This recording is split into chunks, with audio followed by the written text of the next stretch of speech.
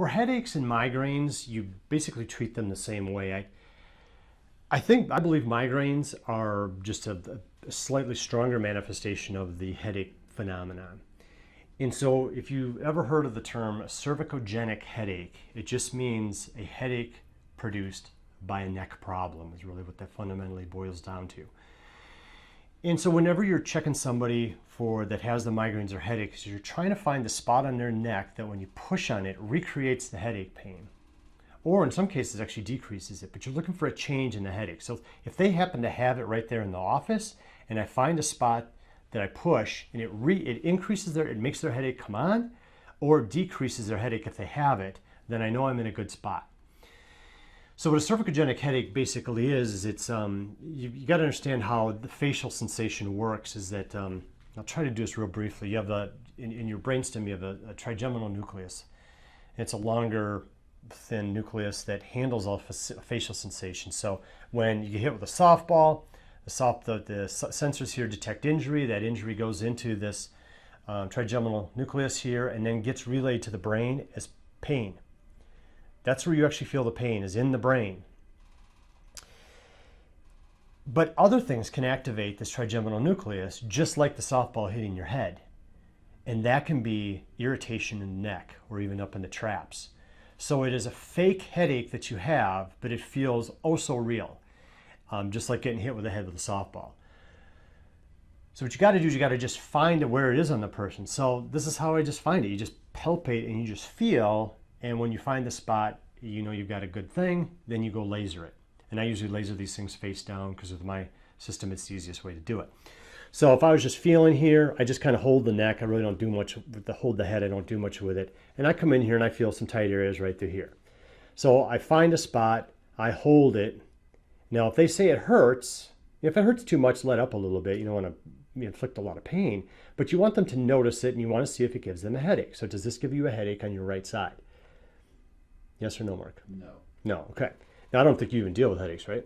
Not so much. Okay. So here's another spot up here that's tight. So you'd hold that. Does that give you a headache? Yes or no? And then you might find the spot like right behind C2, right behind C1, and that's how you find that.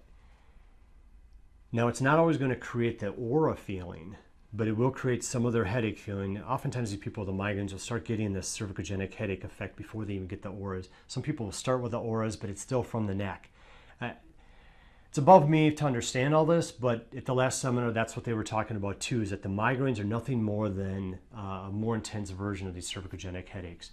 But you can treat them all the same by using the lasers on them. And there's a woman that I've been treating for 20 years. And she's now about 65. When you say Mary's about 65, 60, somewhere right around there.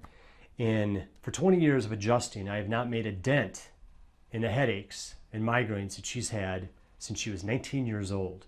I get the lasers, I start using the lasers on her neck, all of a sudden her headaches and migraines are decreasing. She's now not had a migraine or headache. I think she had one mild headache within 6 or 8 months time frame. So we've gotten rid of the majority of that stuff, and I'm not even treating that anymore. I'm doing other things on her now. But she had all this tightness up here, and seriously, with laser and laser and laser and laser, and it would change slowly, and then we kind of reached a plateau point. I just kept going at it. The blood vessels eventually grew in there, and now it's not perfectly loosey-goosey yet, but she's not having the symptoms. And it's so much looser than it was for the entire time I was treating with the adjusting. So like I say, the lasers just do things differently than the adjusting does. It's nothing against the adjusting. Adjusting gets things that the lasers can't get as well.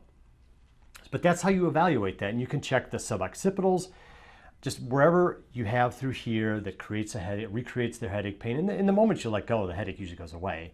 So it's not like you give it to them and then they've got it for days and you're just going to go work on it right away anyway. So Mark, why don't you go face down and show how I go about treating this.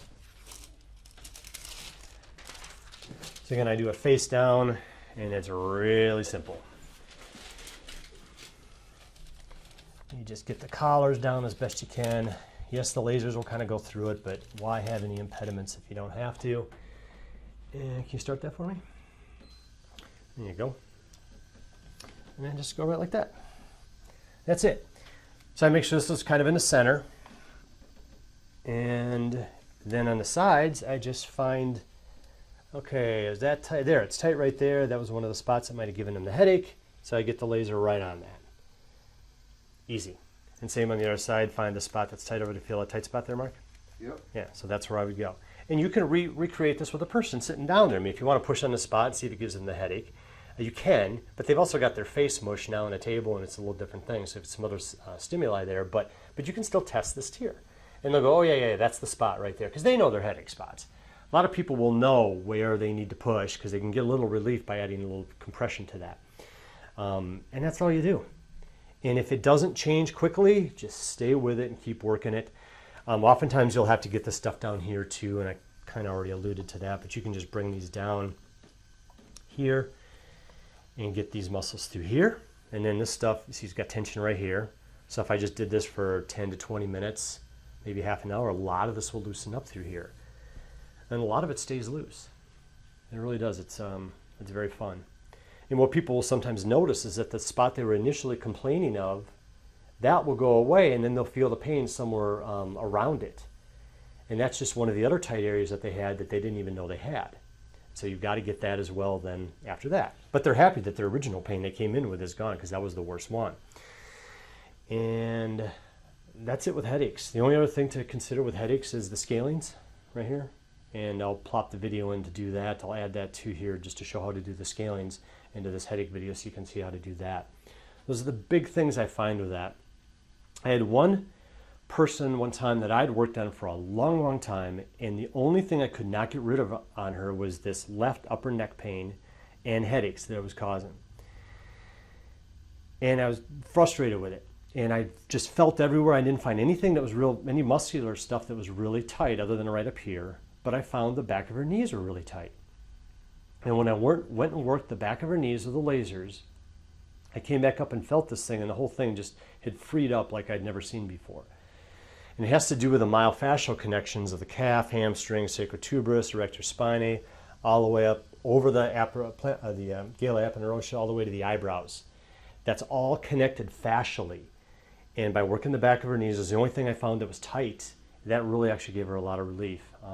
And that's what got me to start looking at everybody's knees in the back. And I found that everybody has tightness back in the back of their knees. Yet hardly anybody ever hurts there. Once in a while, like with a Baker cyst or something, you'll find people with pain there. But anyway, this is what you would do for the neck. You can also do it like this and get down at this angle here.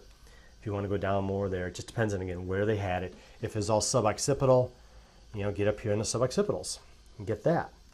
Okay? Just remember that somewhere up in here is the cerebellum, and you're starting to get into the brain, right? So you don't want a ton of exposure up in the head, but here I'm getting the suboccipitals, and most of the energy is all getting through all those muscles right at the base of the skull there, hardly getting the brain at all. So when you get into dealing with the brains, you have to just limit your exposure, and otherwise you just start feeling a little fuzzy and a little funky in the eyes, and that's not real fun to have. So yeah, but I think that's it for the migraines and headaches.